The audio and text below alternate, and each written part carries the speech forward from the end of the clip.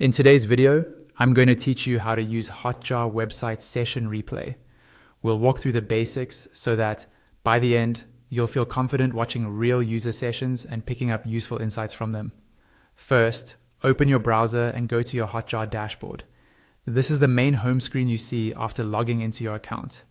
If you manage more than one website or project, make sure you've selected the correct site at the top of the screen so that the data you're looking at matches the website you want to analyze. Once you're on the right dashboard, look over to the menu on the left-hand side of the page. In that left-hand column, find the option labeled Session Replay. This is the feature that records how users move through your site. So go ahead and click on that. After you click, Hotjar will load the Session Replay page. Here you should see a list of individual user sessions.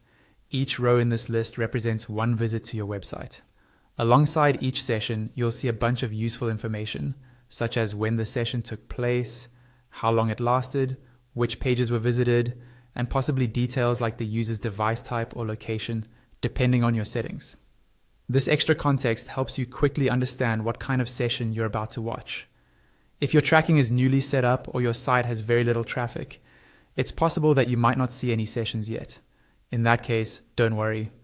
Give Hotjar some time to collect data as visitors land on your pages, then come back to the screen later. Under normal circumstances though, this area will start to fill up with fresh recordings as people browse your site. Now, to actually view a recording, locate the specific session you want to replay. You might pick one based on its length, the number of pages viewed, or the date and time it occurred. Once you've found the session you're interested in, look to the right side of that row for the play icon. Click the play icon to start watching the replay. Hotjar will open a player where you can see the user's journey unfold in real time, including mouse movements, clicks, scrolls, and page transitions. From here, you can pause, skip ahead, or rewind as needed, and start taking notes on anything that looks confusing or frustrating for your users. That's all you need to